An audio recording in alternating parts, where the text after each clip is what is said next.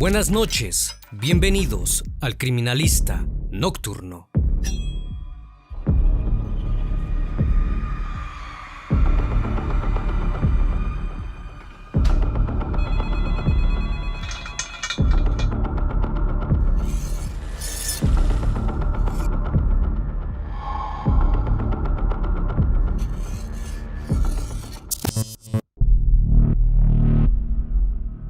Los siguientes hechos ocurrieron el 16 de octubre de 2021, en el municipio de Juárez, en Monterrey, Nuevo León, México.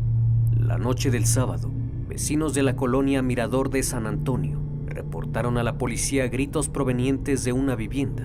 Una mujer era la causante de solicitar ayuda. Desde el interior del hogar se escuchaban gritos desesperados. Por esa razón, los vecinos del lugar llamaron a la policía, pues no sabían lo que estaba ocurriendo en aquella casa. El Criminalista Nocturno. A las 9:42 de la noche de aquel sábado, la Secretaría de Seguridad Pública de Juárez recibió la llamada donde se reportaba una riña. El reporte indicaba que algunos vecinos estaban peleando. Aparentemente el hijo estaba golpeando a su papá. Mencionaron que el joven tenía unos 15 años de edad aproximadamente y que el señor era un adulto mayor. Cuando los oficiales acudieron al llamado, ya había transcurrido cerca de una hora, aunque ellos detallaron que habían acudido de inmediato.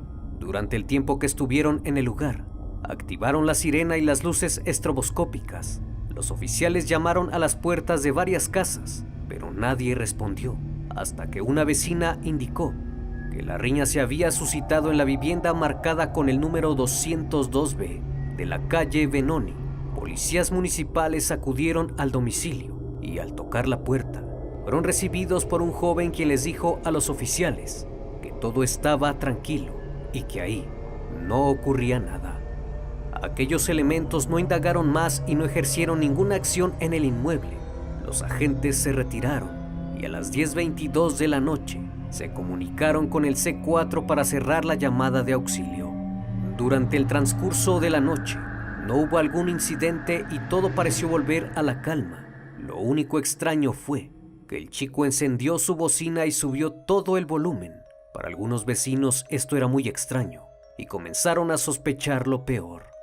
A la mañana siguiente, el joven salió del domicilio y fue visto por un vecino, quien aseguró haberlo visto caminando desorientado y con manchas de sangre en una toalla que llevaba, la cual le cubría de la cintura para abajo. Cuando éste le preguntó si estaba bien y qué le había pasado, el chico le contestó que iba a comprar barbacoa. Nadie en el sector se imaginaba la magnitud de la tragedia que estaban por descubrir. Cerca de las 6:25 de la tarde, el joven llegó a una tienda de conveniencia en San Pedro Garza García, ubicada en el cruce de Díaz Ordaz y Corregidora, para comprar alimento para perros. Al salir, el muchacho comenzó a devorarlo fuera de la sucursal. Dos policías se encontraban en esos momentos en el estacionamiento del establecimiento, aún sin saber quién era y desconociendo lo que había hecho. Los elementos de la policía municipal se aproximaron a él, ya que les causó extrañeza que se estuviese comiendo el alimento para perros. Cuando le preguntaron si se sentía bien, él contestó que no, e inesperadamente les confesó que había asesinado a todos los integrantes de su familia. En un principio, los uniformados dudaban de la versión que les dio el presunto criminal. Aún así lo retuvieron. Al momento de ser detenido, el indiciado se puso agresivo y golpeó en la cara a uno de los policías e intentó escapar sin éxito. Fue sometido y trasladado a la comandancia de San Pedro.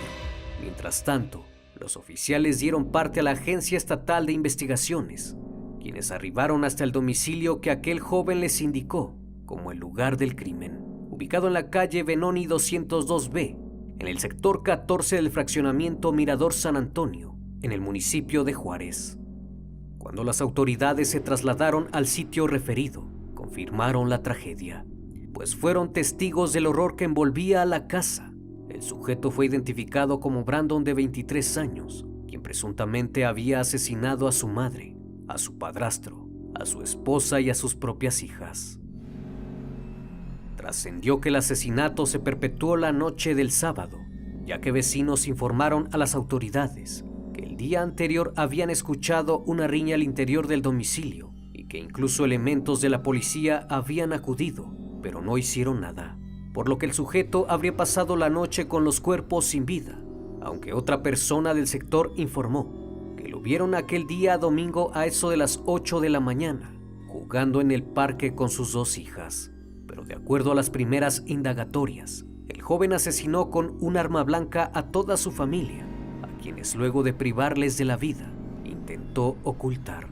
Encendió la música a alto volumen para tener tiempo de hacerlo, pero se dio cuenta que era más difícil de lo que creía, pues en un principio pensó en enterrarlos, pero el traslado de los cuerpos le fue imposible. Tanto la primera planta de la casa como la segunda estaban repletas de restos hemáticos y los rastros iban a dar al baño. Cuando procedieron a abrir el inmueble, confirmaron lo dicho por este joven.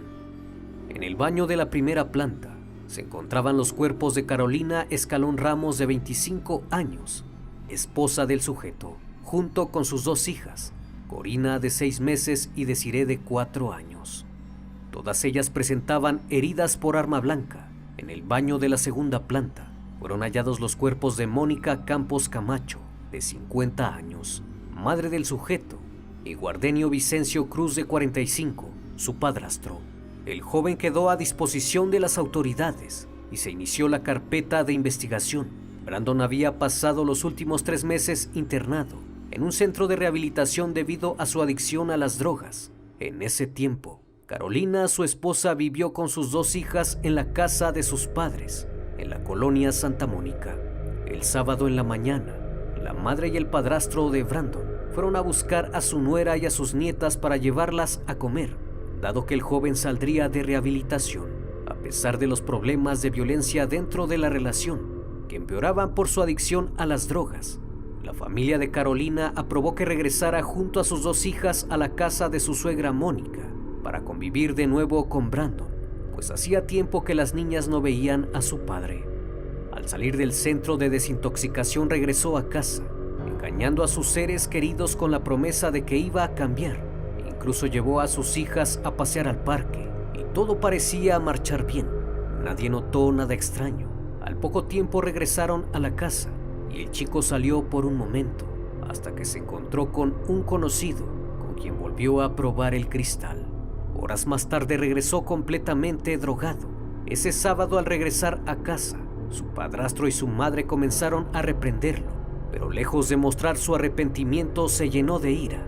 Comenzó a golpear a su madre y a su padrastro, quienes se encontraban en la habitación de la segunda planta. Después de eso bajó y cerró la puerta con llave y se dirigió a la cocina para tomar un cuchillo. Por su parte, Carolina y sus hijas se encerraron en la habitación de la planta baja. Él subió y con el cuchillo empuñado comenzó a dañar a su progenitora y a su padrastro, quienes al recibir la agresión se refugiaron en el baño. Sin embargo, eso no fue suficiente y finalmente los asesinó. Mientras todo esto ocurría, Carolina gritaba desde el interior por ayuda. Sus vecinos escucharon los gritos de auxilio, pero sabían que era otro de los arranques de ira del chico y prefirieron no entrometerse, pues en reiteradas ocasiones sucedían peleas familiares de este tipo. Tiempo después de consumar el crimen, bajó al primer piso y procedió a asesinar a su esposa e hijas. De acuerdo a las investigaciones, el crimen fue cometido entre las 10 de la noche del sábado y las 7:30 de la mañana del domingo. Brandon, completamente fuera de sí, ocultó los cuerpos de su madre y su padrastro en el baño de la segunda planta y el de su esposa e hijas en el baño de la primera planta, hasta que finalmente el sueño lo venció y se quedó dormido en la misma casa, donde asesinó a los 5 miembros de su familia. Al día siguiente despertó y al ver lo que había hecho quedó en shock. Salió de la casa y pensó en huir. Fue entonces que se trasladó hasta San Pedro Garza García, donde fue detenido. Los investigadores del caso comenzaron a indagar más en el hecho, pues no daban crédito ante semejante crimen. Pues ¿cómo es que una persona en apariencia tranquila de pronto se hubiese transformado en un sujeto desquiciado y violento, capaz de asesinar a su misma sangre? Fue entonces que elementos de la Agencia Estatal de Investigaciones acudieron a inspeccionar el Centro de Rehabilitación Guerreros Libres, ubicado en la calle Zapotlanejo 339, en la colonia Tierra Propia en Guadalupe, donde el joven había estado internado poco más de 3 meses. El personal de este lugar informó a los agentes que Brandon llegó hace meses por petición de su familia, por consumir cristal y solventes. Sin embargo, el sábado 16 de octubre su mamá y su padrastro acudieron para solicitar el alta del paciente en recuperación de manera anticipada.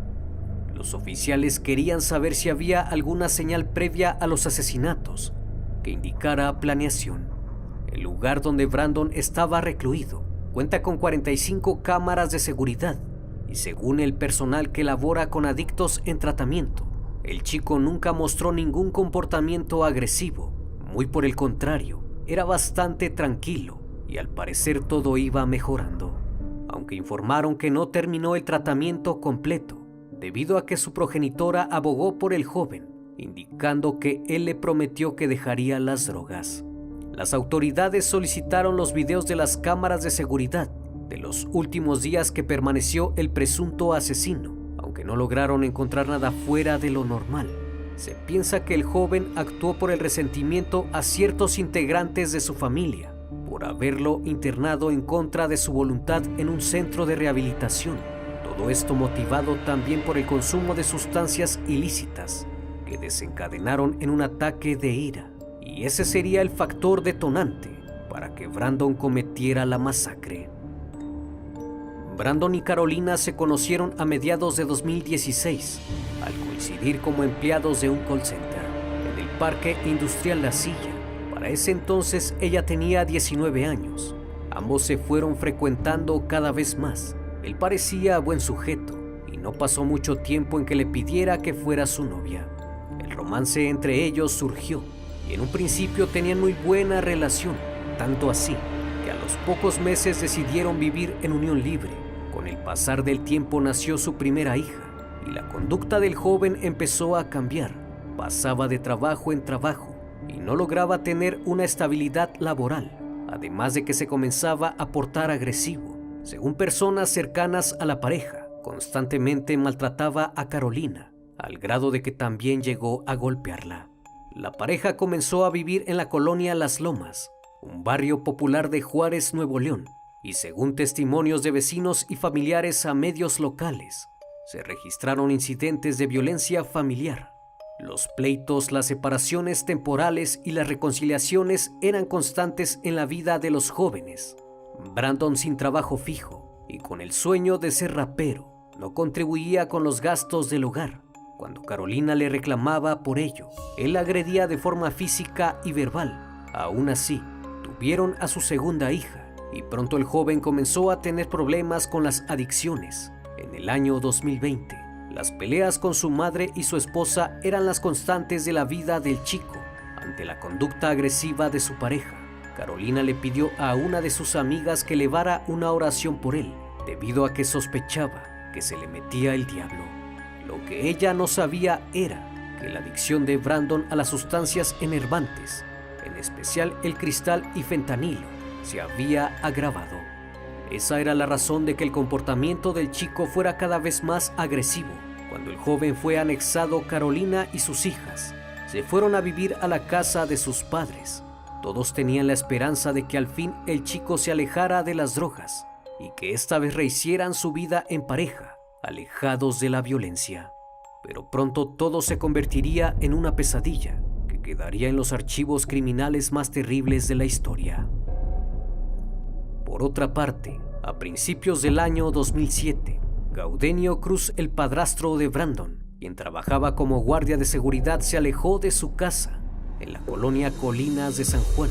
Dejó a su esposa y a sus 4 hijas adolescentes en busca de una nueva vida, al lado de otra mujer y de otra familia. Sus seres queridos nada supieron de él durante casi 5 años. Su esposa María del Rosario se cansó de buscarlo para que lo apoyara con la manutención de sus hijas, y fue hasta la madrugada del lunes que se enteraron que el padre de familia había sido asesinado, ya que era una de las víctimas del crimen ocurrido en la colonia Mirador de San Antonio. El Ministerio Público continúa integrando la carpeta de investigación y analizando los elementos que determinarán la responsabilidad de Brandon, quien es acusado de asesinar a su esposa, 2 hijas, su madre y padrastro. En el lugar de los hechos se aseguró un cuchillo, el cual se presume es el arma empleada en el crimen. La audiencia del presunto multihomicida se llevó a cabo de manera virtual, en la que la defensa del joven solicitó más tiempo para presentar una prueba pericial de psiquiatría y buscar que su cliente sea declarado inimputable de los delitos. Debido a esto, el juez le asignó a un perito psiquiatra del tribunal para que realice los exámenes necesarios y así poder determinar si el joven es inimputable. Mientras tanto, el sujeto permanecerá en prisión preventiva en un penal estatal. Durante la audiencia, Brandon afirmó saber lo que había hecho y se declaró culpable de asesinar a sus familiares en su domicilio, ubicado en la calle Benoni de la colonia Mirador de San Antonio. Un juez determinó, tras los múltiples asesinatos cometidos con arma blanca, vincular a proceso al imputado por los delitos de feminicidio y homicidio calificado. Hoy en día el caso aún está por definirse y en los próximos meses se conocerá el veredicto final.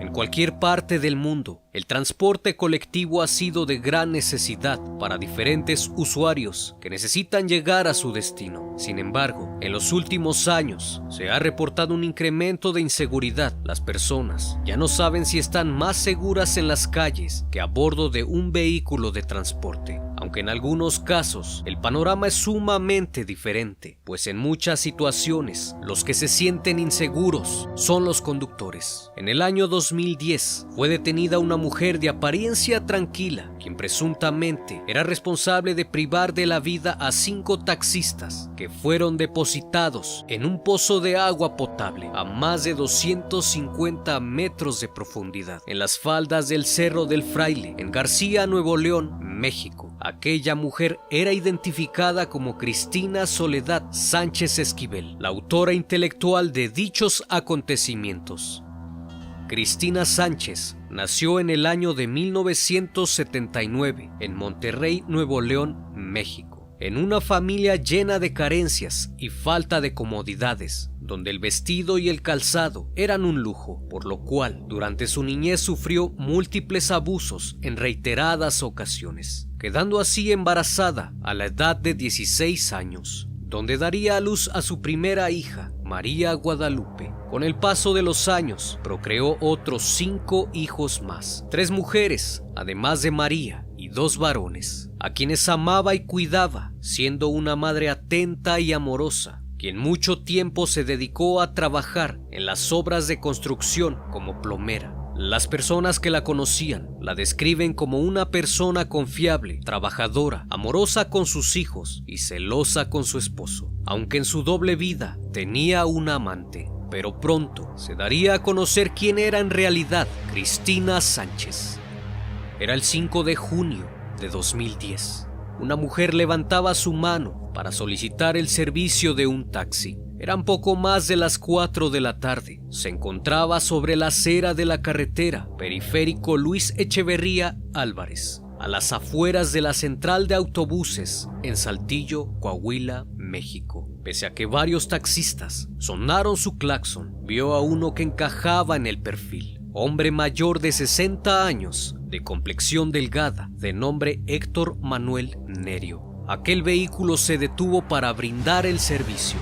Dicha mujer no llamaba la atención, se veía tal cual una pasajera más, robusta, de tez morena, de apariencia tranquila, que no despertaría la mayor alerta. Ella le preguntó al taxista cuánto cobraba a García, Nuevo León, pues había perdido su camión, mostrándole al taxista su boleto. Él asentó diciendo 500 pesos más equipaje. Ella movió la cabeza en señal de disgusto. Aún así, subió en la parte trasera del Nissan Suru. Comenzó a entablar una conversación de confianza con el conductor. El viaje fue incómodo, pues eran 130 kilómetros de trayecto. Permaneció callada y se le notaba algo nerviosa cuando vio a 2 patrullas de la Policía Federal. Una vez entrando en García, comentó que unos familiares la estaban esperando. Después le mencionó al conductor que si la llevaba a los Arcos de Icamole. Este accedió, pero al ver el camino, que era de terracería, le dijo que no podía entrar, puesto que no metía su carro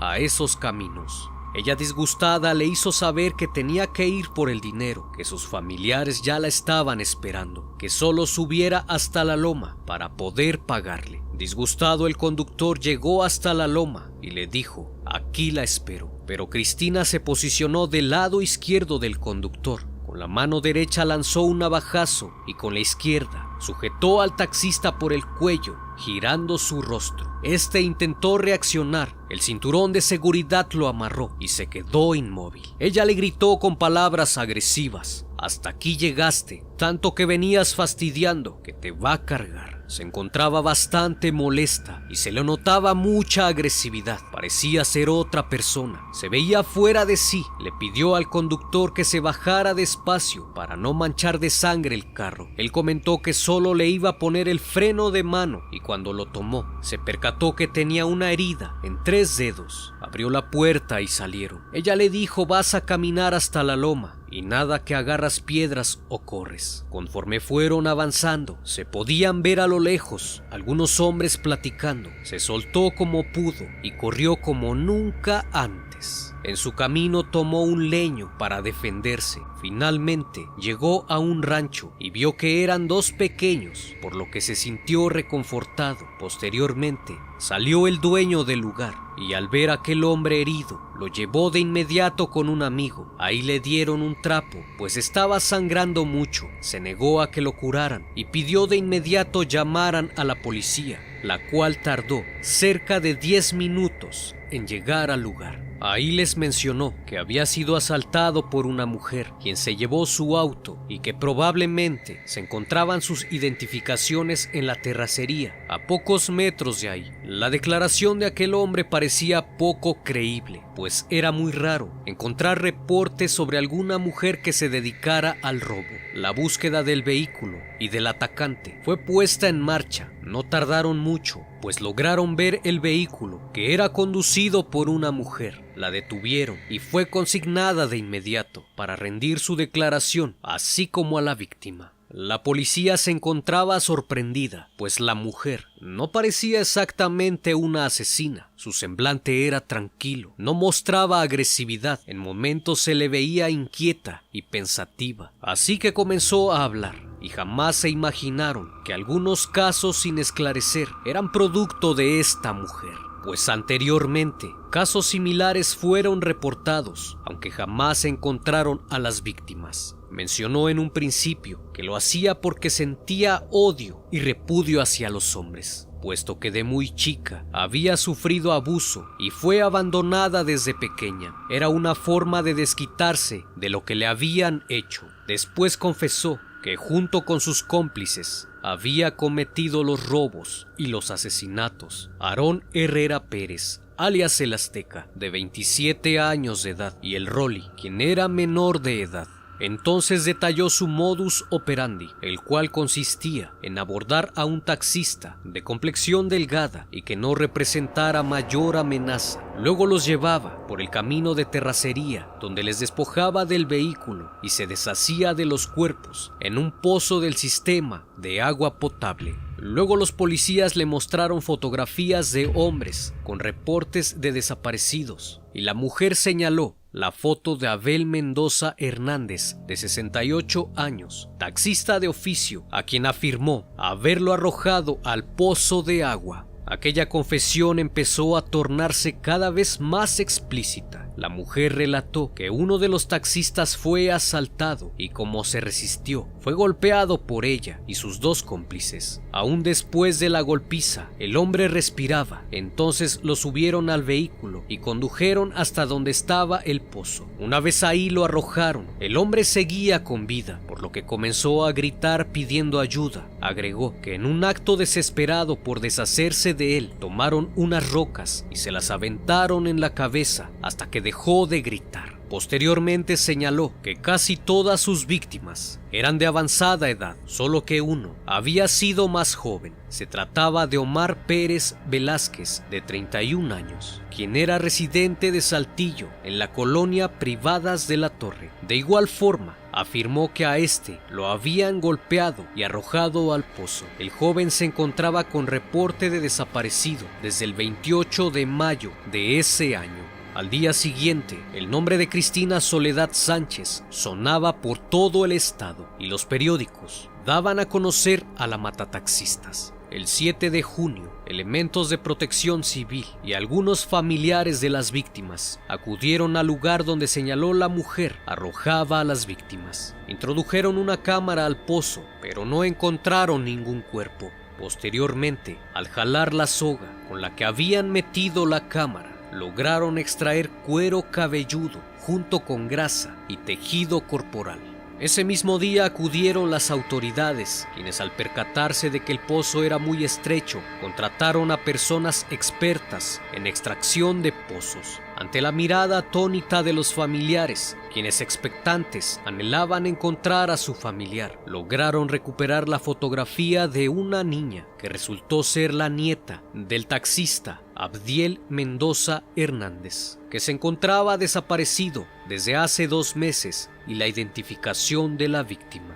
Durante los siguientes días, continuaron con los interrogatorios y con la búsqueda de los cuerpos. Una vez bajo presión, confesó haber matado a su amante Martín Tobar Zavala, de 39 años, el cual llevaba 1 mes desaparecido. El 10 de junio, un hombre se presentó a declarar en contra de la mujer. Era un taxista que había sobrevivido al ataque, un hombre de 54 años, quien fue agredido a cuchilladas, pero no pudieron lanzarlo al pozo. Lo encerraron en la cajuela del taxi y de ahí el hombre escapó. Entonces relató que Cristina iba con 2 acompañantes. Le hicieron la parada y condujo a la altura del Panteón de García. Uno de ellos le pidió que se orillara para que fuera a hacer sus necesidades. Una vez orillándose, lo comenzaron a golpear y le despojaron del auto. Ellos trataron de herirlo y ante eso se defendió. Sin embargo, lograron dejarlo en el suelo. Entonces lo levantaron y lo metieron en la cajuela, pues planeaban arrojarlo de igual forma al pozo. Como pudo, este hombre abrió la cajuela y consiguió caer rodando por el terreno. Entonces corrió y al ver que lo estaban persiguiendo, se escondió entre la hierba. Como no lo pudieron encontrar, se fueron y este hombre caminó por largas horas hasta que el cansancio lo venció y se quedó dormido. Al día siguiente mencionó que un comisario lo ayudó, puesto que alguien reportó a un hombre tirado en un terreno cubierto de espinas por todo el cuerpo.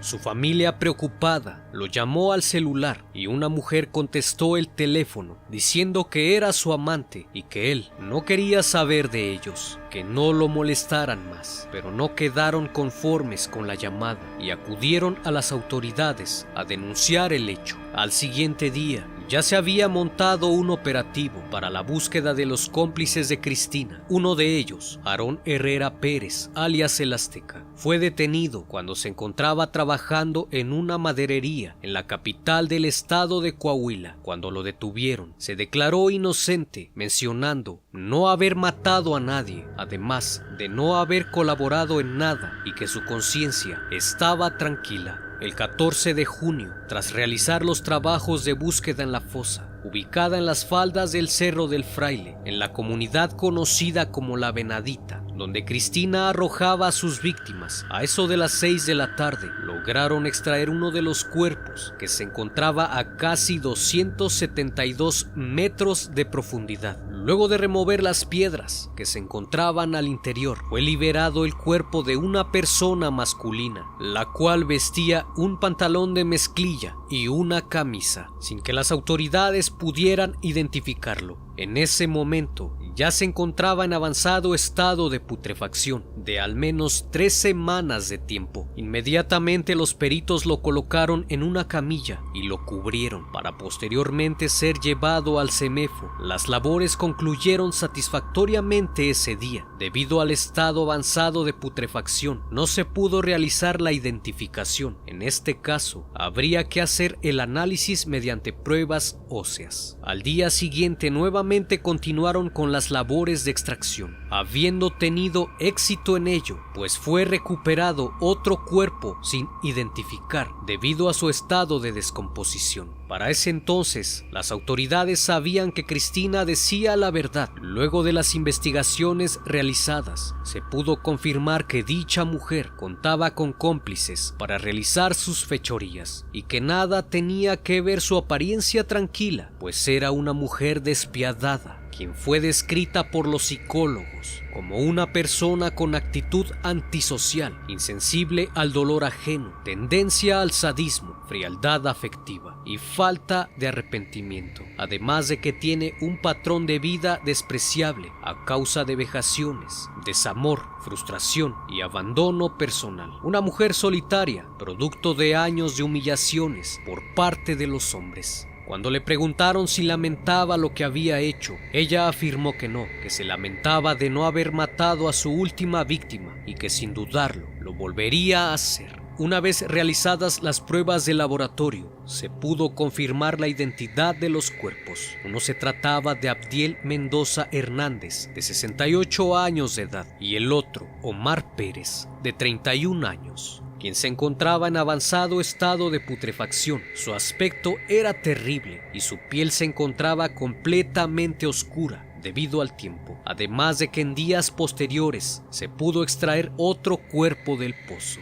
Se pudo confirmar que Cristina Sánchez era la autora intelectual y material de 5 crímenes contra taxistas, a quienes privaba de la vida para robarles sus vehículos y después venderlos. Se añadió que todo lo hizo en colaboración de sus cómplices. El 20 de diciembre del 2012, en el Juzgado Primero de lo Penal en San Pedro, Cristina Soledad Sánchez Esquivel fue condenada a 195 años y 11 meses de prisión por el asesinato de 5 choferes de taxi, y a su cómplice, Aarón Herrera Pérez, de 27 años, se le impuso una pena de 152 años y 4 meses de cárcel, aunque debido a la pena máxima establecida por la ley del Estado, solo pasarán 60 años en prisión. Después de varios días, fue recuperado otro cuerpo del pozo de agua donde fueron arrojados.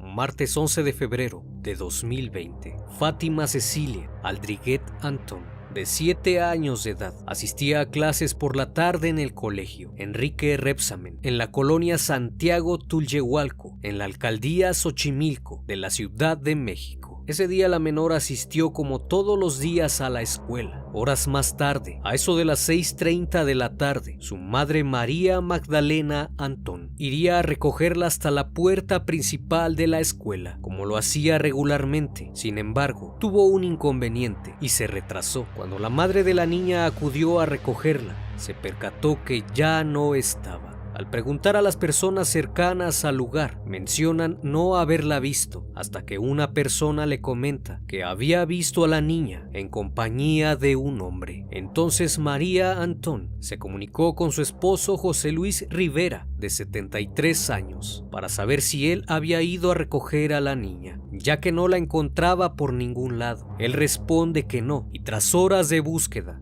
decide acudir a la alcaldía de Tláhuac a reportar la desaparición. Sin embargo, no pudo hacer mucho debido a que las autoridades le mencionaron que debían pasar 72 horas para poder emitir el reporte. La búsqueda de la pequeña no paró, por lo menos por parte de la familia, quienes contactaron a todos sus conocidos para saber si la habían visto o sabían algo acerca de su paradero, pero lamentablemente nadie tenía información, por lo que al día siguiente, 12 de febrero, acudieron nuevamente a la Fiscalía Desconcentrada de Tláhuac, donde debido al caso la canalizaron a la Fiscalía de Personas Desaparecidas, donde se emitió la alerta Amber. A partir de aquí comenzó la búsqueda de la pequeña, pues temían lo peor. En el primer reporte emitido, se dijo que fue vista por última vez en la calle Ignacio Zaragoza, en la colonia Santiago Tulyehualco, en Xochimilco, a las 6:40 de la tarde, en compañía de una persona del sexo masculino.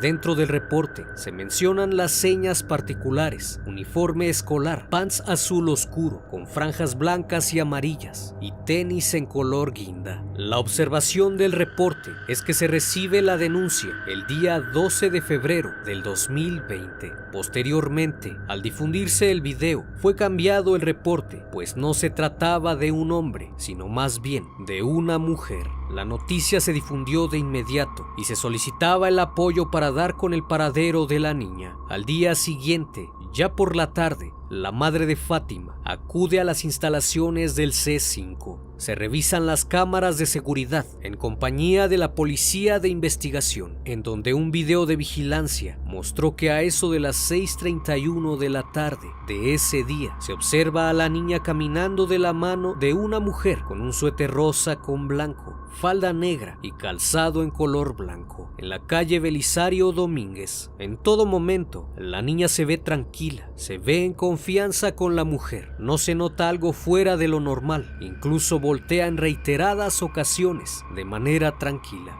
Luego de eso, el video fue presentado a través de los medios de comunicación. Inmediatamente se realizó un retrato hablado de la sospechosa, dando a conocer ciertas características de la mujer. Se menciona que está entre los 42 y los 45 años, estatura aproximada de 1,55 a 1,60 metros, complexión mediana, tez morena clara, cabello largo lacio, cara redonda, ojos pequeños, nariz recta, boca mediana y mentón oval. Se ofrecía una recompensa de 2 millones a quien aportara información sobre su localización. Una vez presentado el retrato hablado, se comenzó a difundir de manera oficial. Al día siguiente, elementos de la policía realizaron recorridos en el lugar para saber si alguien la había visto y si tenían alguna información relevante. Fue entonces que nuevas pistas surgieron en el caso, pues las cámaras de seguridad de algunos establecimientos las vuelven a captar. Se puede ver a la niña hablando con la sospechosa, lo cual claramente indica que la conocía. Posteriormente se observa un auto Tsuru color blanco sobre la calle Melchor Ocampo. Minutos después, en otra cámara de vigilancia, se logra ver que el auto se detuvo sobre la calle Camino Ancho. Ahí bajaron y se desaparecieron de la cámara. Fue la última vez que la vieron con vida. Dentro de las investigaciones realizadas en el colegio, se pudo confirmar que en la escuela dejaron ir a Fátima con una mujer debido a que ésta la reconoció y se presentó para recoger a la niña. Padres de familia afirmaban incluso que la mujer del retrato era una persona que vendía papas afuera de la escuela. La línea de investigación comenzó a ampliar su búsqueda. Inmediatamente, a través de las redes sociales, comenzó a circular una fotografía de un supuesto familiar de la pequeña, la tía abuela de Fátima, pues al comparar el retrato hablado que dio a conocer la Procuraduría, el parecido era inminente. La misma forma de cara, la misma frente, la nariz y los ojos de igual forma, las orejas, incluso el peinado, por lo que se pensó que probablemente ella había sustraído a la niña. Luego del asombroso parecido, comenzaron a investigarla, así que aquella mujer no tardó en dar la cara ante la Procuraduría. Se logró confirmar la coartada de la supuesta sospechosa y la descartaron del caso debido a que no tenía parentesco alguno con Fátima. El día viernes 14 de febrero continuaron con las investigaciones, recorriendo las calles por donde las cámaras la habían captado. La identidad de la mujer aún era un misterio. A pesar de contar con los videos, no se podía establecer de quién se trataba, pero suponían que efectivamente la niña la conocía. Fue hasta el sábado 15 de febrero, a eso de las 2 de la tarde, donde se dio a conocer el descubrimiento del cuerpo de una niña de entre 7 y 9 años de edad dentro de un costal. Elementos de la policía preventiva acudieron al lugar luego de que una llamada alertara a la policía, pues en un camino de terracería en la colonia Los Reyes, en la alcaldía de Tláhuac, se encontraba lo que parecía un cuerpo dentro de un costal cubierto con bolsas de basura. Peritos acudieron al lugar de investigación para realizar el protocolo establecido, recabando todos los indicios posibles a fin de realizar los dictámenes correspondientes. Una vez ahí, se pudo confirmar que se encontraban ante un lugar del hallazgo, pues los hechos no habían ocurrido ahí. Ese mismo día, luego de trasladar los restos al CEMEFO, se pudo confirmar la identidad de la pequeña. Lamentablemente, se trataba de Fátima Cecilia. El día 18 de febrero,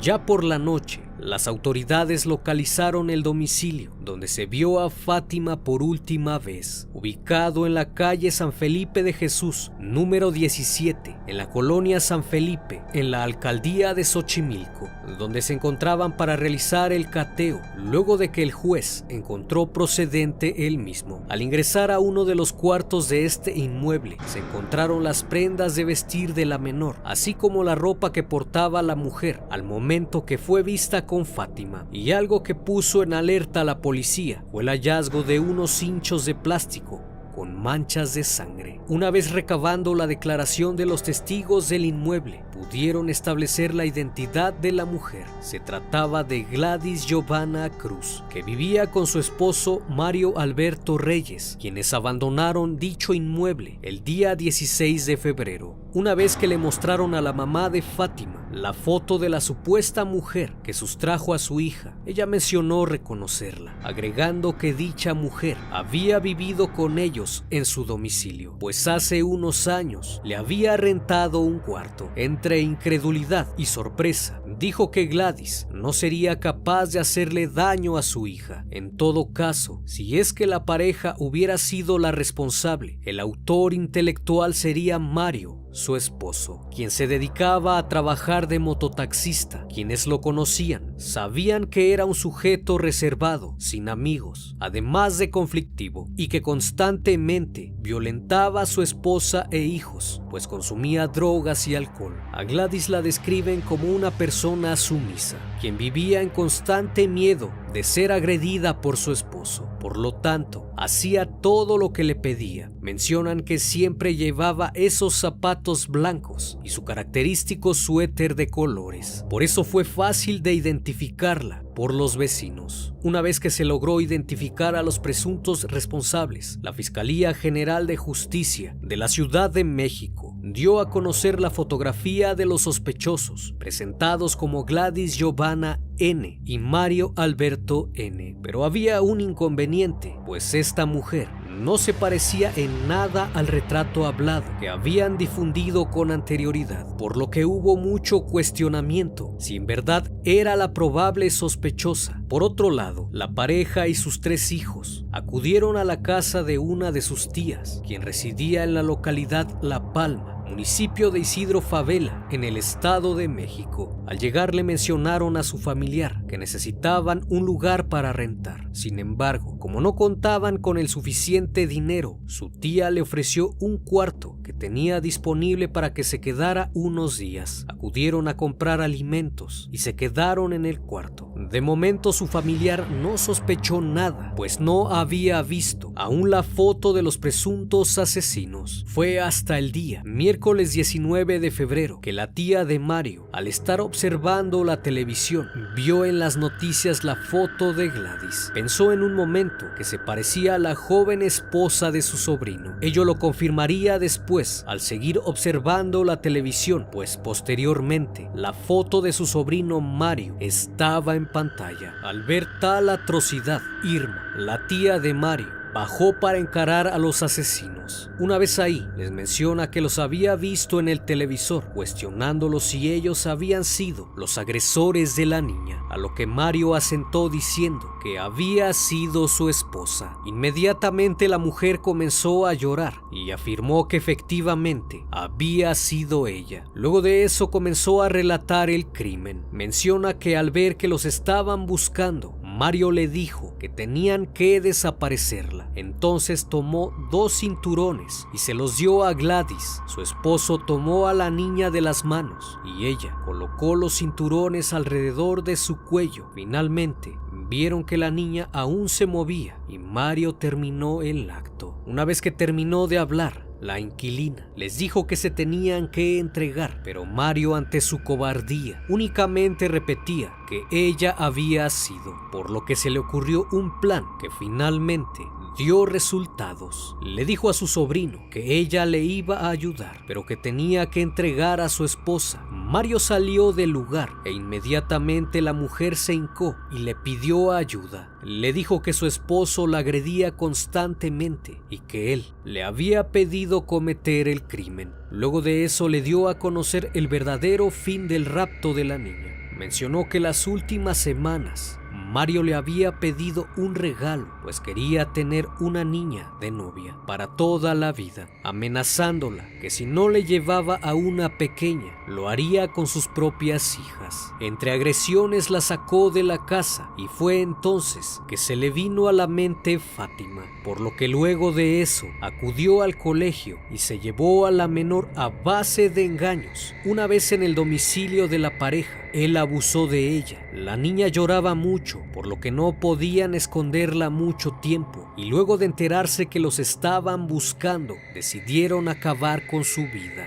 Una vez sabiendo esto, la tía de Mario salió del cuarto. Le dijo a su sobrino que iba a entregar a su esposa, que se despidiera de ella. Rápidamente salió a la carretera. En eso vio a su hermana, que iba con su cuñado a la tienda. Pidió el apoyo de ambos para entregar a la pareja, solicitando que acudiera con la policía municipal. Al regreso a su casa, Mario estaba impaciente por irse, pero Irma le mencionó que lo dejaría irse una vez que la acompañara a dejar a su esposa al monte. Entre la conversación, vio a lo lejos a la policía municipal. Fue entonces que se realizó la detención de la pareja. Ambos fueron detenidos la noche del miércoles 19 de febrero en el Estado de México. En su declaración, Gladys Giovanna confirmó que ella le entregó a Fátima a su esposo, pues este le había pedido una novia joven que le durara por mucho tiempo. De no ser así, amenazó con abusar de sus hijos. También aseguró que por temor le llevó a la niña, pues se acordó que su familia no le prestaba mucha atención y era un blanco fácil. Una vez que la llevó a su domicilio, le puso un vestido que recién había comprado, le pintó las uñas para que después Mario abusara de ella. De igual manera, Giovanna confesó que ella misma privó de la vida a Fátima con un cinturón. Al darse cuenta que eran buscados por las autoridades, decidieron abandonar el cuerpo en el baldío donde fue encontrado, para posteriormente escapar. También confesó que Mario no mostró arrepentimiento. Sin embargo, dijo sentirse arrepentida, pero que no tenía otra opción, pues le tenía miedo y no quería que atacara a sus hijos. Los hijos de la pareja fueron resguardados por el DIF. Luego de un estudio, se confirmó que también habían sufrido abuso por parte de Mario. La abuela materna ha luchado para obtener la custodia de sus nietos. La necropsia de Fátima arrojó la causa de muerte por estrangulamiento, además de presentar abuso y agresiones físicas por tortura. Actualmente Gladys Giovanna se encuentra en el Centro Femenil de Reinserción Social de Santa Marta, Acatitla, y Mario Alberto se encuentra en el Reclusorio Preventivo Varonil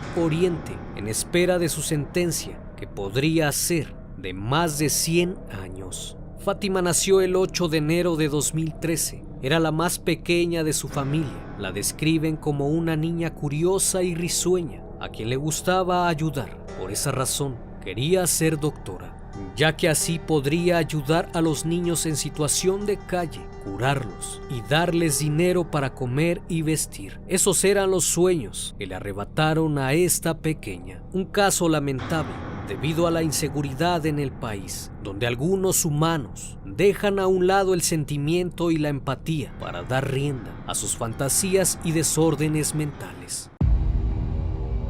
El criminalista nocturno.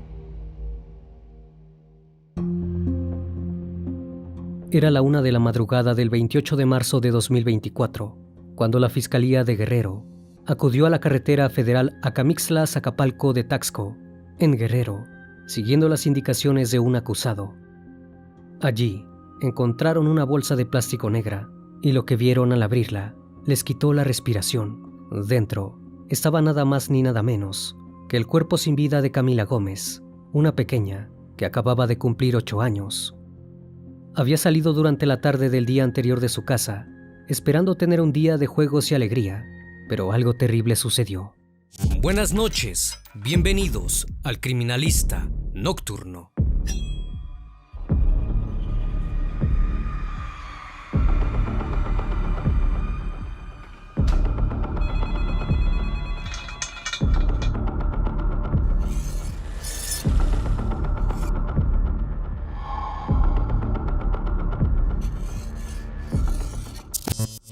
Camila Gómez Ortega nació el 13 de febrero de 2016 en la ciudad de Taxco, ubicada en el estado de Guerrero.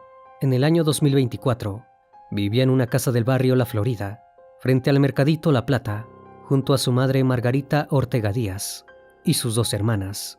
Su padre, por otro lado, se encontraba en Estados Unidos, trabajando para poder brindarle un mejor sustento económico a la familia. Camila transcurría sus días con total normalidad. Iba a la escuela, tenía amigos y soñaba con ser enfermera cuando fuera grande. Todos quienes la conocían la describían como una niña dulce y simpática, a la cual le encantaba pasar tiempo en compañía de sus seres queridos, pero no llegó ni siquiera a empezar un nuevo año en el colegio, ya que poco después de su cumpleaños número 8, le sucedió lo más terrible e inimaginablemente posible. El 27 de marzo de 2024, a la 1 del mediodía, Camila salió de su casa para ir al hogar de su vecina y amiga Liz, de 10 años de edad. El plan era jugar en una piscina inflable, ya que hacía demasiado calor. Como la vivienda quedaba en un callejón que no tenía salida, su madre la dejó ir sola hasta allí. No se preocupó, ya que pensó que estaría bien cuidada por Ana Rosa Díaz Aguilar, la madre de Liz. Las 2 familias se conocían desde hacía años, y ambas mujeres tenían una buena relación. Cuando el reloj dio las 4, Margarita se dirigió hacia el hogar de los vecinos para buscar a su hija, pero Ana Rosa le abrió la puerta desconcertada ante su pedido, ya que según ella, Camila jamás había llegado al domicilio para jugar con Liz. A Margarita esto le pareció sumamente extraño, ya que su hija jamás se ausentaba durante 3 horas. Completamente alterada, se dirigió al Ministerio Público para presentar una denuncia por la desaparición. Media hora después el papeleo ya estaba hecho y la Comisión Estatal de Búsqueda de Personas, organismo de la Secretaría General de Gobierno del Estado de Guerrero, al tanto. La Fiscalía inició la búsqueda de la niña en ese mismo instante y Margarita alertó a todos sus familiares y conocidos. Mientras continuaba en la sede ministerial, esperando recibir respuestas acerca del paradero de su hija, recibió un mensaje de texto completamente inesperado. En el mismo, le notificaron que Camila había sido secuestrada y le solicitaron 250,000 pesos de rescate, es decir, unos $15,100. La mujer prefirió no responder y dejar que la policía hiciera su trabajo, pero tan solo unos minutos después, recibió un nuevo texto. En el mismo, le pidieron 35,000 pesos, unos $2,100, por entregarle a su hija con vida. Los captores parecían querer negociar, pero Margarita siguió sin contestarles. Finalmente llegó el último mensaje. En esta ocasión, le exigían 8,000 pesos, unos $480. El pago nunca fue efectuado, porque al mismo tiempo los vecinos y familiares de Camila estaban descubriendo algo terrible. Eran las 7 de la tarde cuando estas personas llegaron a la sede de la policía municipal para mostrarles los videos de seguridad de los domicilios y negocios cercanos a la casa de Camila. En los mismos, se podía observar cómo a la 1 del mediodía de aquel día, la pequeña llegaba a la casa de Ana Rosa, contradiciendo lo dicho por la mujer. En otra cinta, grabada a las 2 de la tarde, se veía a la mujer saliendo de su domicilio con un cesto de ropa, seguida por un hombre alto y robusto, quien cargaba una bolsa de plástico negra que parecía contener un bulto pesado. Acto seguido, ambos adultos guardaban los objetos que llevaban encima en la cajuela de un taxi y luego se iban de la vivienda hacia un rumbo desconocido. Eventualmente regresaban, pero en ningún momento se observaba a Camila saliendo del lugar.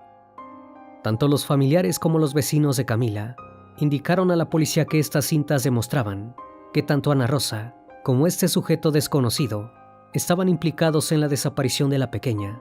Los agentes consideraron estas pruebas como válidas y pusieron manos a la obra para dar con el vehículo que aparecía en las imágenes. El mismo tenía el número económico 14, por lo cual no fue difícil dar con su paradero en el barrio Pedro Martín. Su dueño era Ricardo Gaitán, un taxista. Algunas fuentes indicaban que era la nueva pareja sentimental de Ana Rosa, ya que ella había publicado en Facebook recientemente que estaba saliendo con alguien, mientras que otras decían que se trataba de un amigo de su exesposo, quien había fallecido años atrás. Por su parte, el hombre figuraba como casado con una mujer llamada Elena Brito, aunque sus últimas publicaciones juntos databan de 2019, por lo cual se presumía que podría estar separado. Los oficiales de tránsito lograron localizar a Ricardo y lo detuvieron en el instante. Mientras la fiscalía abría un proceso de investigación contra él, aceptó confesar algo importantísimo: el paradero de Camila. A la 1 de la madrugada del 28 de marzo, la Fiscalía de Guerrero encontró el cuerpo sin vida de Camila dentro de una bolsa de plástico negra sobre la carretera federal Acamixtla-Zacapalco de Taxco, que comunica con el estado de Morelos. Al mismo tiempo, Ricardo Gaitán fue puesto a disposición del juez de control y enjuiciamiento penal del estado. A las 4 de la madrugada, Margarita llegó al CEMEFO para identificar los restos de su hija entre lágrimas. Para ese entonces, las sospechas de los familiares y vecinos de la víctima parecían ciertas. Ana Rosa y su pareja habían estado implicados en el crimen. La policía también pidió una orden de detención para los hijos de la mujer, Axel Alejandro de 21 años y Juan Alfredo de 18. Si bien en ese momento no se comunicó a la prensa los detalles sobre el deceso de Camila, la Fiscalía Estatal informó a los medios que había iniciado la investigación bajo el delito de secuestro, pero que tras conocerse que la niña había fallecido, llevarían las indagatorias bajo el protocolo de feminicidio. También indicaron que ya se había llevado a cabo un arresto, pero que no podían revelar el nombre del detenido, debido a que el proceso de investigación continuaba abierto. Sin embargo, tanto los familiares como los vecinos de Camila sabían la identidad de los implicados en el crimen, y la noticia corrió como la pólvora. Pronto toda la localidad sabía lo que había sucedido, y el hecho de que aún hubiera tan solo un detenido despertó una furia colectiva. El estado de Guerrero ya había sido escenario de decenas de desapariciones a manos de bandas de crimen organizado, y el caso de Camila no pasaría como uno más. Ese mismo día, a las 11:30 de la mañana, decenas de pobladores se atestaron en la avenida Los Plateros, a la altura del callejón La Florida, para exigir a las autoridades que detuvieran de inmediato a todos los responsables. Al ver que éstas no accionaban, bloquearon las salidas para evitar que tanto Ana Rosa como sus dos hijos huyeran. La Policía Municipal, la Guardia Nacional y el Ejército se apersonaron para evitar disturbios e intentaron calmarlos, diciendo que las órdenes de aprehensión estaban por salir. Pero a las 12:10 del mediodía, los vecinos se cansaron de esperar y decidieron hacer justicia por mano propia. Sacaron a la fuerza a la mujer, junto a los dos hombres, golpeándolos con palos y otros objetos, mientras que 12 unidades de la policía trataban de rescatarlos. Acto seguido, Los arrestaron y golpearon terriblemente en la vía pública. Finalmente los agentes lograron resguardar a Ana Rosa y a sus 2 hijos, quienes fueron trasladados al Hospital General Dr. Jorge Soberón Acevedo de Iguala. Axel, Alejandro y Alfredo llegaron gravemente heridos, uno con una fractura en el cráneo y el otro con una en su brazo, pero lograron recibir atención médica. No sucedió lo mismo con Ana Rosa, quien pereció en el viaje a la clínica debido a las lesiones ocasionadas durante el linchamiento.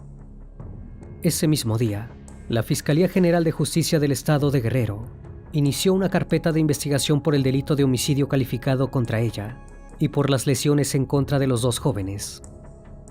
Durante la tarde, los vecinos y familiares volvieron a protestar por el deceso de Camila, realizando actos vandálicos en contra de taxistas locales. Para ese entonces, el caso había captado la atención de todo el país. El periodista Ciro Gómez Leiva posteó en su cuenta de Twitter: Camila fue a la casa de su vecina y mejor amiga, pero ya no regresó. Un día después, fue encontrada sin vida dentro de una bolsa de plástico. Cámaras de seguridad captaron a los presuntos responsables. Pobladores de Taxco los identificaron, buscaron y lincharon. Luego, el gobierno de Guerrero sacó un comunicado oficial donde decía: desde el primer momento en que se tuvo conocimiento del caso, se dispuso un operativo de seguridad en el municipio para la búsqueda y localización de la menor, logrando la ubicación y aseguramiento de los presuntos responsables, quienes ya fueron puestos a disposición de la autoridad correspondiente. Incluso el presidente, Andrés Manuel López Obrador, habló con los medios y lamentó la pérdida de la menor. Además, aseguró que aunque las autoridades de Guerrero estaban investigando los hechos, se evaluaría si era necesario que la Fiscalía General de la República quedase a cargo del caso. Los videos del linchamiento circularon por todas las redes sociales, bajo la consigna: las niñas no se tocan. Sin embargo, César, el tío de Camila, habló con los medios y expresó que su familia jamás pretendió que aquellas violentas acciones se llevasen a cabo, aunque sí criticó la lentitud de los operativos policiales para arrestar a los presuntos culpables. Luego de esto, llegaron las detenciones que la turba enardecida tanto había pedido. El viernes 29 de marzo, a las 8 de la noche, concluyó la primera audiencia judicial contra Ricardo Gaitán, donde se le vinculó a proceso por feminicidio agravado y se le dictó prisión preventiva, siendo trasladado al Centro Federal de Adaptación Social de Iguala. También se emitió una orden de aprehensión por feminicidio agravado contra Axel Alejandro, una vez que éste recibió el alta médica y fue trasladado a la misma cárcel que la pareja de su madre. Ese mismo día, llegaron los resultados de la necropsia, mediante la cual el servicio médico forense determinó que Camila falleció por asfixia mecánica intencional por un tercero. Además, se reveló que la hora del deceso había sido minutos después de que la pequeña llegó a la casa de Ana Rosa, alrededor de la 1 del mediodía. Ya no había dudas, el asesinato había sido planificado. El 30 de marzo, la policía emitió una orden para detener a Alfredo, quien también había recibido el alta médica. Como aún no había cumplido la mayoría de edad, fue llevado al albergue de menores infractores en Chilpancingo, con medida preventiva de internamiento por 5 meses y quedando a disposición de un juez especializado en justicia adolescente. No obstante, su abogado solicitó duplicidad del término, una prerrogativa exclusiva que tiene como finalidad que se aporten en beneficio del imputado los datos idóneos para desvirtuar la imputación formulada en su contra.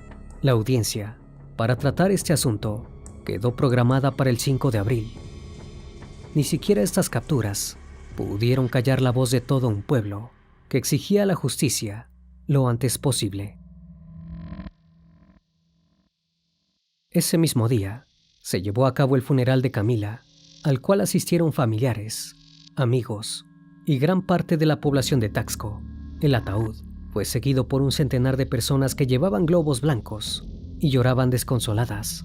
También se podía ver algunos presentes, sosteniendo carteles en los cuales se pedía justicia por la desaparición y fallecimiento de Camila.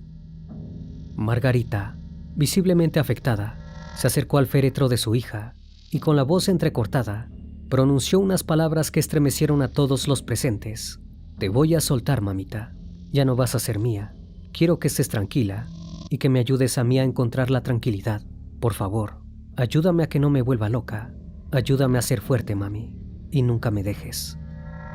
También aprovechó para aclarar que no había incentivado los disturbios en la vivienda de los acusados y que incluso había enviado mensajes a una amiga suya para que calmara a la multitud. El fallecimiento de Ana Rosa no le parecía justo, ya que quería verla enfrentando las consecuencias de sus actos y cumpliendo una larga condena en prisión. Al fin y al cabo, al fallecer no sufrió el dolor que ella estaba experimentando al perder a su hija. Momentos después, decenas de mujeres gritaron exigiendo justicia en la plaza principal de Taxco. Pidieron que se investigara a fondo el caso y que se esclareciera si había otros involucrados en el crimen. Sin embargo, no toda la sociedad apoyó a Margarita. El secretario de Seguridad de Taxco, Doroteo Eugenio Vázquez, dijo en una entrevista en Foro TV que hubo una responsabilidad maternal al referirse a la desaparición y posterior fallecimiento de Camila. Luego indicó que, según él, en el caso había una omisión, ya que la madre de la víctima la dejó salir sin percatarse de que podía ocurrirle algo, ni tomar las medidas de seguridad correspondientes. Estos comentarios no tardaron en generar críticas en diversos sectores, que señalaron al secretario acusatoriamente en las redes sociales. Margarita, por su parte, no tardó en salir a defenderse en otra entrevista. Expresó que lo que había ocurrido no era su culpa y que siempre había cuidado tanto de Camila como de sus otras 2 hijas. Remarcó que siempre estuvo pendiente de ellas y que la gente que la conocía lo sabía. Además, confiaba en Ana Rosa porque la quería mucho y Camila ya había jugado con Liz en reiteradas ocasiones, por lo cual jamás habría pensado que podía ocurrirle algo en la vivienda de su vecina. Luego de esto, Vázquez volvió a hablar en los medios de comunicación locales y reconoció que sus palabras podrían haber ofendido a los ciudadanos y a la víctima, por lo que ofreció una disculpa pública. Por otro lado, la organización Amnistía Internacional rechazó la revictimización hacia la mamá de Camila por parte del secretario.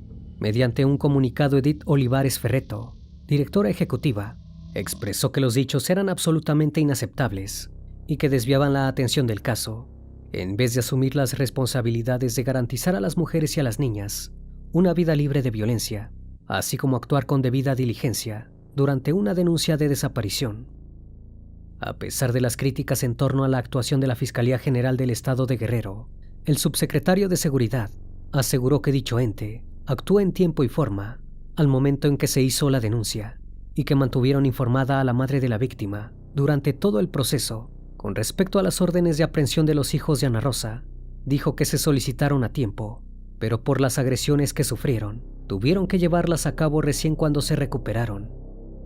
Mientras tanto, el cuerpo de Ana Rosa seguía dentro del Servicio Médico Forense de Iguala en Guerrero. Las autoridades gubernamentales dieron a conocer que los familiares de esta no quisieron recoger el cuerpo, a pesar de que de manera legal ya podían hacerlo.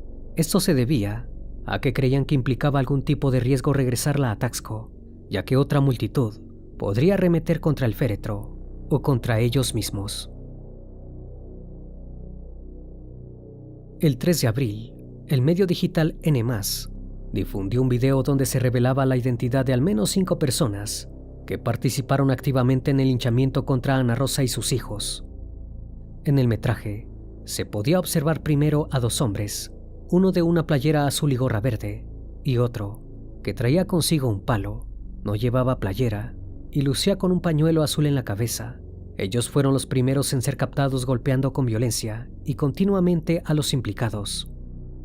Luego, en el área de las escaleras de la vivienda, se visualizaba a una mujer de gorro y pañuelo, quien a punta de patadas derribaba a Ana Rosa, para que luego el resto de la gente a su alrededor la dañara. Posteriormente, se podía ver el momento en que la policía municipal subía a los acusados a la patrulla, mientras que un hombre de playera gris y gorra roja y negra se subía al vehículo para propinarle unas patadas a Ana Rosa. Por último, se captó la participación de una mujer rubia de lentes oscuros, quien jalaba del pie a la implicada cuando ya se encontraba arriba de la unidad, mientras que otras mujeres la tiraban al suelo. Después de que saliera a la luz estas imágenes, el presidente aceptó mediante una conferencia de prensa que los policías no pudieron llevarse a los implicados a tiempo porque eran muy pocos en relación a los agresores, lo cual derivó en que Ana Rosa falleciera a causa de los golpes recibidos. Actualmente, Axel Alejandro y José Ricardo continúan recluidos en el Cerezo de Iguala, mientras que Alfredo sigue en el tutelar de menores de Chilpancingo.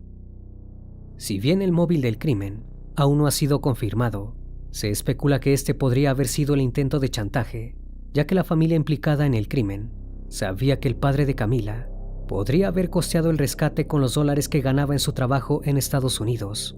Sin embargo, debido a que el horario del fallecimiento de la pequeña fue mucho antes de que su madre realizara la denuncia, lo más probable es que no planeasen devolverla con vida, ya que temían que los identificara. Otra teoría que ha surgido en las redes es que tanto Ana Rosa como su familia están implicados con el crimen organizado, ya que el ex esposo de la mujer había sido asesinado años atrás unas cuadras antes de esta avenida, Los Plateros, y nunca se conoció la causa. Incluso creen que Ricardo podría no ser el amante de Ana Rosa, sino un cómplice, que también formaría parte de una de estas agrupaciones. Lo único certero hasta ahora es que Camila fue asesinada cuando tenía toda la vida por delante y que su pérdida dejó un profundo dolor, no solo en su familia, sino en toda una comunidad que cada vez se siente más desprotegida. Cada día en promedio, entre 9 y 10 mujeres son asesinadas en México y 6.7 niñas y niños y adolescentes son víctimas de homicidio, según la Red por los Derechos de la Infancia en México. El Carnaval de Veracruz, muy conocido en México, que dio el nacimiento a una reina de belleza que cautivaba con sus ojos verdes y expresivos, Evangelina Tejera Bozada, quien en el año de 1983 fue nombrada la reina del carnaval, que desfilaría por las calles del puerto de Veracruz, donde fue ovacionada por más de 50,000 personas, pero que con el paso del tiempo toda esa belleza quedaría a un lado, al cometer uno de los actos más infames y deplorables que pudiera cometer el ser humano. Evangelina nació en 1965 en Veracruz, México. Fue hija de Jaime Tejera Suárez, quien era un prestigiado médico, pero había un problema. Tenía una fuerte inclinación por la bebida y maltrataba a su mujer. En ocasiones tenía arranques de ira y se comportaba de manera violenta, incluso con sus hijos. Un hombre controlador y autoritario que transformó su casa en una prisión, encerrando a su esposa e hijos para que no se contaminaran con el exterior. La madre, fastidiada del maltrato y de ser una persona que siempre dejó de lado su persona por complacer a su marido, solicitó el divorcio, por lo que la pareja se separó cuando Evangelina tenía 9 años. Esta creció dentro de una familia disfuncional. Aún así, ella decide quedarse con su madre y junto a su hermano menor, Juan Miguel Tejera, quien tras el transcurso del tiempo le reprochaba los gastos que llegaba a ocasionarle por el simple hecho de ser mujer. Cansada por los problemas económicos y el reproche de su madre, cuando ella aún asistía a la secundaria, acudió con su padre para terminar sus estudios, a lo que él la recibe, y no solo eso, sino que se queda a vivir con él. Le pagó clases de tenis y piano e hizo lo posible por mejorar su educación. Asistía a cenas y eventos sociales, donde reporteros también acudían, y siempre se le veía acompañada de su padre. Asistía a todas las veladas que organizaban los hombres ricos de la ciudad. Su vida había dado un cambio radical y pronto se transformó en una mujer rubia, blanca, de ojos verdes y expresivos. Fue en el año de 1983 donde toda esa belleza le dio un lugar para participar en el Carnaval de Veracruz, donde la tradición es elegir a una pareja real, los llamados monarcas de la alegría, el rey feo y la reina del carnaval. Este cargo lo obtiene quien recauda mayor cantidad de dinero a través de una especie de campaña. Gracias a las influencias de su padre y a los atributos que tenía, le dieron pie a entrar en el certamen de belleza, en donde fue coronada como la reina del carnaval. El martes 8 de febrero de ese año comenzó el carnaval. Ella lucía radiante, siempre rodeada de niños, desfiló por las calles en medio de grupos folclóricos, agrupaciones musicales y fue ovacionada por más de 50,000 personas. Con tan solo 18 años, el futuro de Evangelina pintaba para un porvenir brillante. Se le veía en revistas y en periódicos, y ahora la fama tocaba a su puerta, apareciendo en un programa televisivo de los más famosos en México, Siempre en Domingo. Pronto ella comenzaba a abusar de la bebida y utilizaba diferentes sustancias, las cuales consumía desde los 15 años. Pasaba las noches en fiestas y en las discotecas más famosas de Veracruz. Ofrecía fiestas donde el desenfreno estaba en su máximo esplendor. La gente de alta sociedad, empresarios, presentadores de televisión, figuras de los medios, incluso personal del gobierno de Veracruz, eran partícipes de estas desastrosas celebraciones. Al querer limpiar su imagen, se alejó de los reflectores, relacionándose con un hombre del que no se sabe su nombre. Sin embargo, con él tuvo 2 hijos, Jaime y Juan Miguel Tejera Bozada. Aquel sujeto no había querido reconocerlos, por lo que ella los registró con sus apellidos. Enseguida Evangelina se relacionó con un médico muy reconocido, amigo de su padre y casado, que también la dejó. Al no poder con esto y no poder mantener a sus hijos, le pidió ayuda a sus padres para poder mantenerse, pues todo el dinero que tenía lo gastaba en sus adicciones a la bebida y a las drogas. A partir de esto, su comportamiento fue cambiando con el tiempo, pues inventaba historias poco creíbles, donde ella siempre era la protagonista, aunque después se comprobó que tenía ese rasgo de personalidad muy marcado, la mitomanía. Además de esto, le pedía dinero a su familia y a sus amigos con cualquier excusa, cayendo en depresión. Su familia, cansada de sus adicciones, decidió echarla de la casa. Entonces Evangelina consigue un departamento, mudándose así al departamento 501 del antiguo edificio de la Lotería Nacional, ubicado en la esquina de la calle Rayón e Independencia, frente al Parque Zamora, donde 6 años atrás había terminado su desfile inicial como la reina del carnaval. Arregló su departamento, colocando unas enormes macetas color cobre. Inesperadamente, en lugar de cambiar y rectificarse, vuelve exactamente a lo mismo. Ya estando sola, comenzó a organizar grandes fiestas, donde podían encontrar todo tipo de depravaciones y excesos. Encerraba a sus hijos en una recámara, dejándolos por horas ahí, donde pasaban días sin comer, incluso semanas encerrados, mientras ella se divertía. La mayoría de los asistentes eran jóvenes de alta sociedad veracruzana, los herederos de las familias pudientes. Fiestas llenas de excesos que poco a poco comenzaron a salir a la luz, haciendo notorios los excesos de Evangelina, por lo que sus familiares le retiraron el apoyo y la alejaron de su círculo familiar. Fue entonces que esta historia criminal se escribió el 18 de marzo de 1989, uno de los crímenes más atroces ocurridos en el puerto de Veracruz. Se menciona que Evangelina constantemente tenía ataques de agresividad que descargaba con sus hijos. Se encontraba entre la espalda y la pared, pues se había quedado sin dinero, sin la atención de la gente. Además sentía la carga de sus hijos al no poder mantenerlos, aunque tampoco los quería. A eso de las 10:30 de la mañana del día 18 de marzo de 1989, al encontrarse bajo el consumo de sustancias, uno de sus hijos, Jaime, de 3 años de edad, comienza a llorar. De inmediato pierde el control, teniendo un ataque de ira. Se abalanza sobre él, tomándolo de los pies, y comienza a azotarlo fuertemente contra el piso, destrozándole el cráneo con una tremenda hazaña sin detenerse. Furiosa tomó a su otro hijo, Juan, de 2 años de edad, a quien azotó de igual forma, causándole severas contusiones, de tal forma que el cráneo se astilló y los fragmentos se incrustaron en el cerebro. Aquella escena mostraba demasiada ira reprimida. De alguna forma quería desaparecer a sus hijos. Se dirigió hasta la cocina, abrió el horno de la estufa y pensó en incinerar a sus hijos. Entonces fue por ellos y los metió en el horno, pero no consiguió su objetivo, pues los cuerpos solo se cocinaron. por lo que entre su locura y su desesperación los coloca sobre la mesa, toma un cuchillo y comienza a cortarlos en pedazos.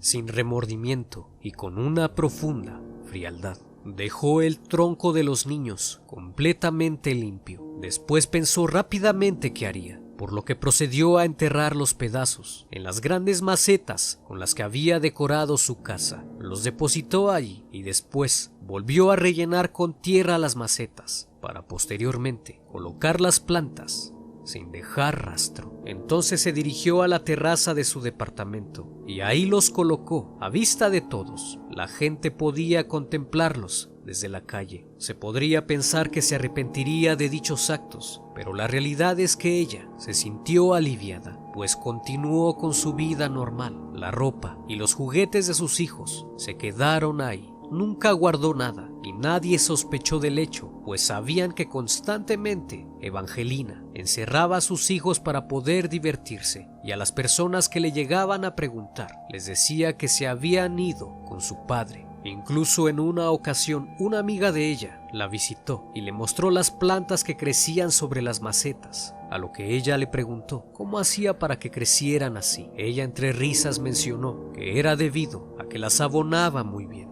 Allí permanecieron más de un mes. Un hermano de Evangelina, Juan Miguel, de 19 años de edad, comenzó a notar la ausencia de sus sobrinos, pues la ropa de ellos aún seguía en su casa, por lo que al cuestionarla sobre la ausencia de los mismos, no soportó más y comenzó a llorar. Ahí le confesó que sus hijos estaban en las macetas. El joven quedó aterrorizado e inmediatamente acudió a la policía y denunció los hechos.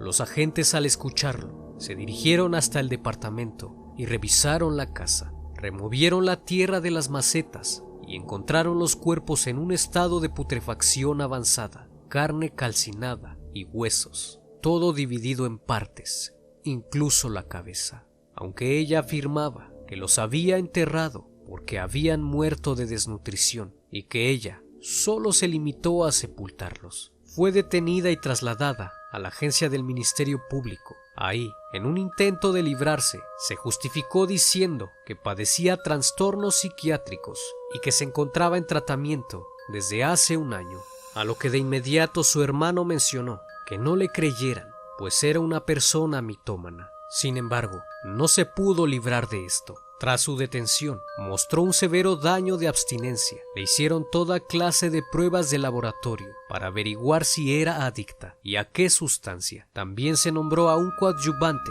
quien se encargó de que Evangelina no pudiera evitar ser encarcelada, alegando enfermedad mental.